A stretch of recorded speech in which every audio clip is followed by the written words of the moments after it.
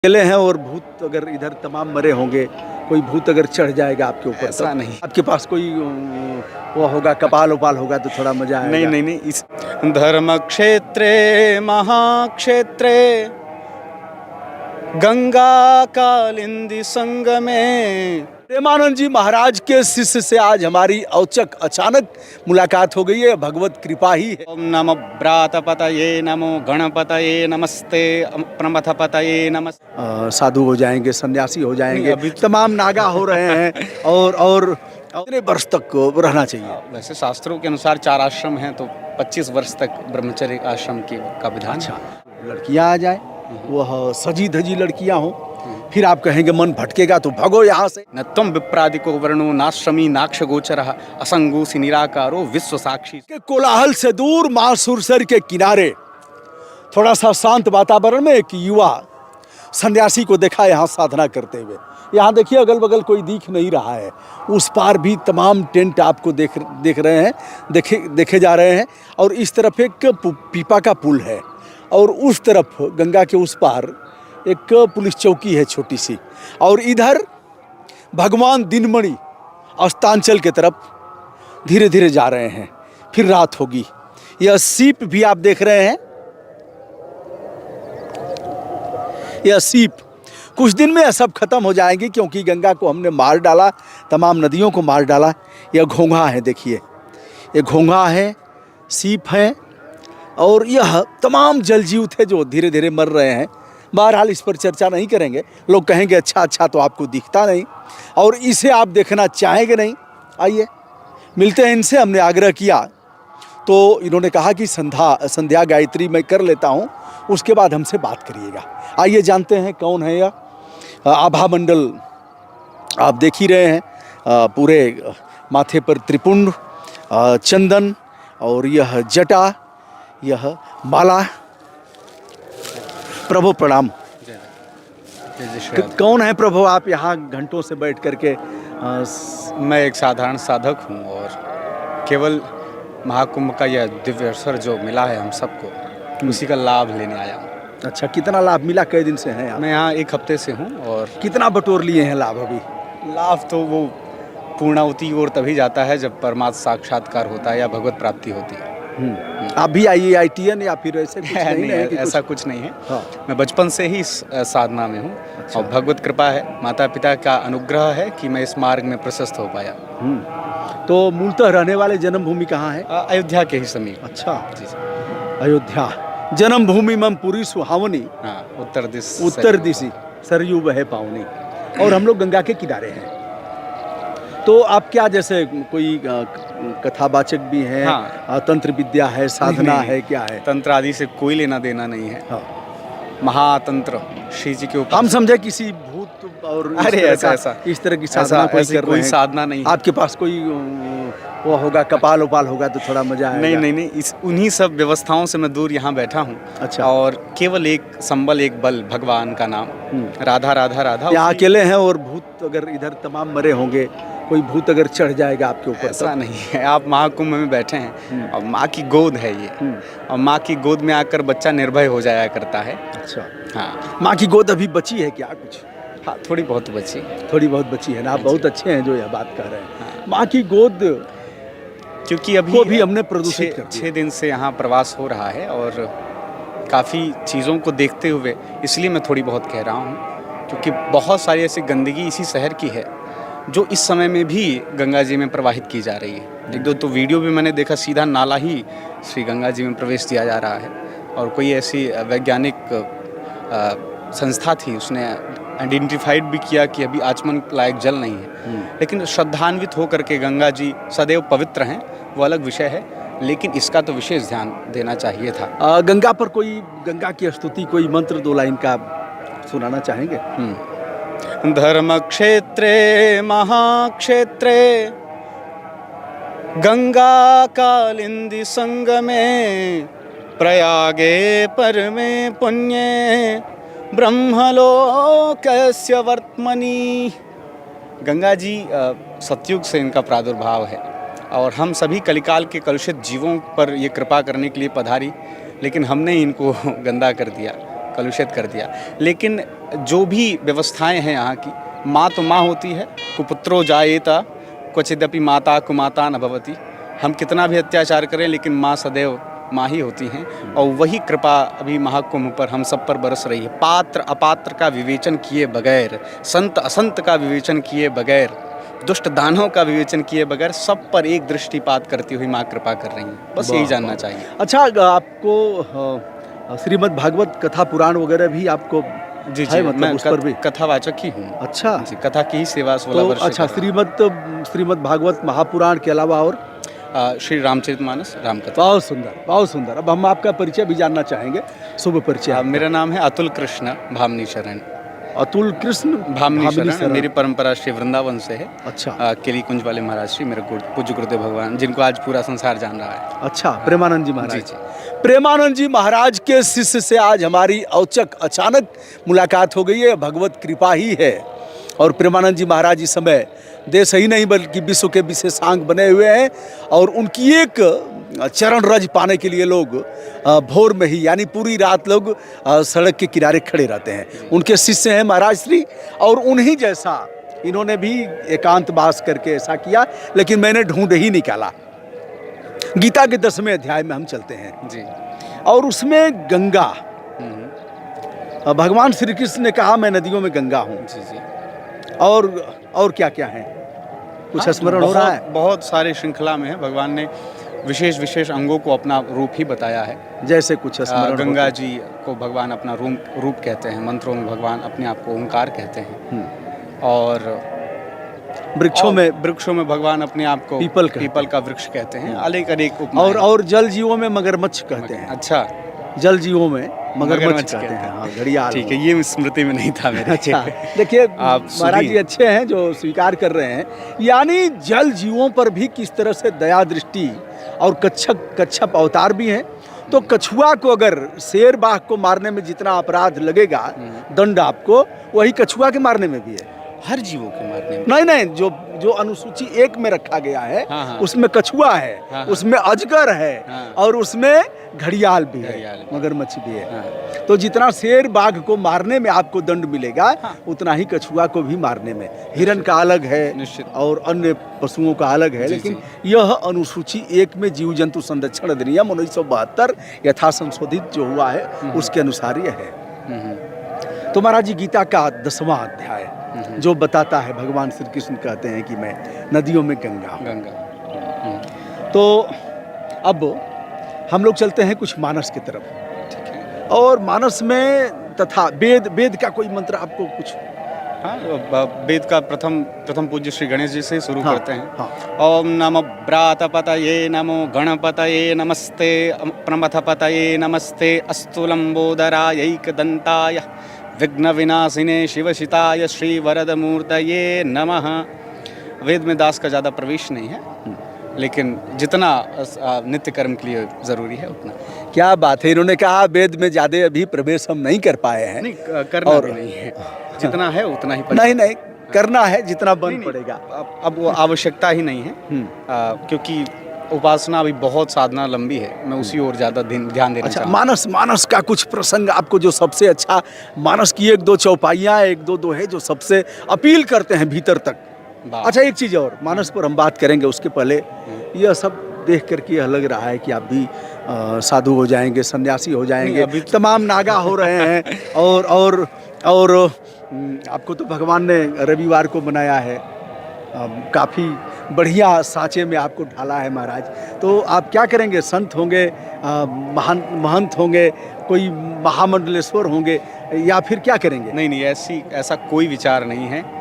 मैं तो केवल दासा अनुदासो भवितास्मि भूयः, जो महापुरुष जन हैं उनके चरण रेणु भी बन जाऊं तो बड़ी बात है। ये महामंडलेश्वर जगत गुरु मेरे बस की बात नहीं है, और ना मैं बनना चाहता हूँ। और आपने पूछा गृहस्थ, मैं गृहस्थ में प्रवेश करूँगा। अच्छा। ये अभी ब्रह्मचर्य में ही हूँ मैं।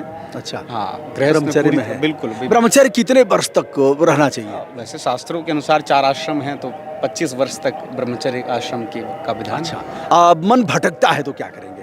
इसीलिए तो यहाँ बैठे। इस मन की ही साधना के लिए ही तो सारे उपक्रम हैं। मन भटकेगा तो भागेंगे, और उनके बीच रह करके मन के भटकाव को कैसे रोकेंगे?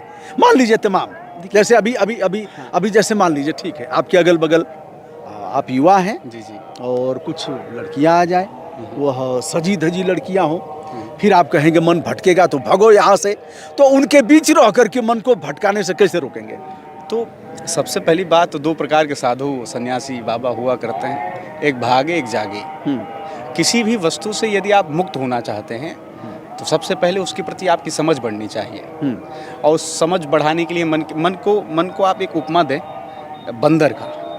बंदर संसार में 3 प्रकार के देखे गए हैं। एक बंदर वो है शाखा ते शाखा मृगजाई, चंचल मन, जो मर्जी वो करना। हमारा मन भी कभी ऐसे ही हुआ करता है, जो मर्जी वो करते हैं। दूसरा है जमूरे वाला बंदर, वो कहता है चल जमूरे नाच के दिखा, मदारी वाला।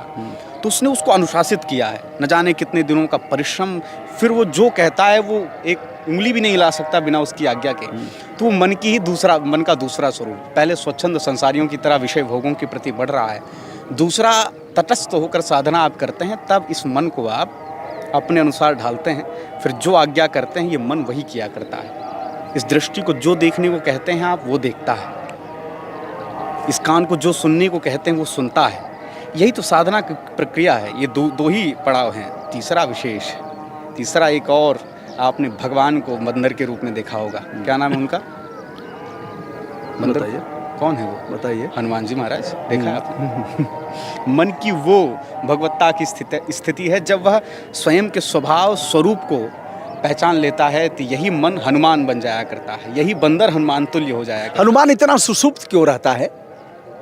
सुसुप्त का मतलब हनुमान को जगाना पड़ता है। हनुमान सोया रहेगा, हनुमान जगेगा नहीं। जब उसके पुरुषार्थ को जगाया जाए, कोई कहेगा, तो जामवंत कौन होगा?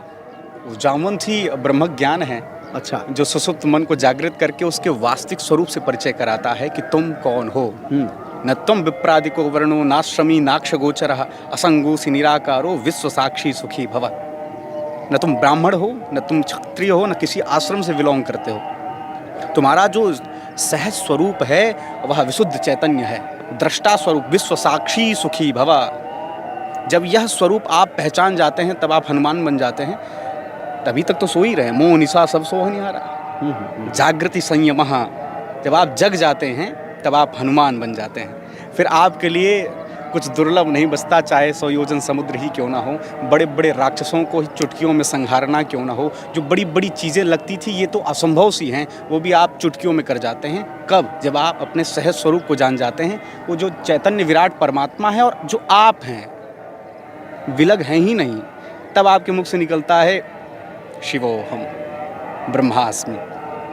ये बातें निकलती हैं, अपने आप निकलता है, अपने स्वरूप को जानने के बाद। इसी को आत्मज्ञान कहते हैं, इसी को आत्मबोध कहते हैं। और ये जितनी आप कुंभ में परंपराएं देख रहे हैं, सनातन का स्वरूप देख रहे हैं, सब अपनी अपनी परंपरा को लेके आए हैं, लेकिन सबका रास्ता भिन्न भिन्न है, लेकिन सब इसी अपने सहज स्वरूप को ही जानने के लिए इस साधना में रत है। तो अभी अभी आपकी उम्र कितनी हो गई?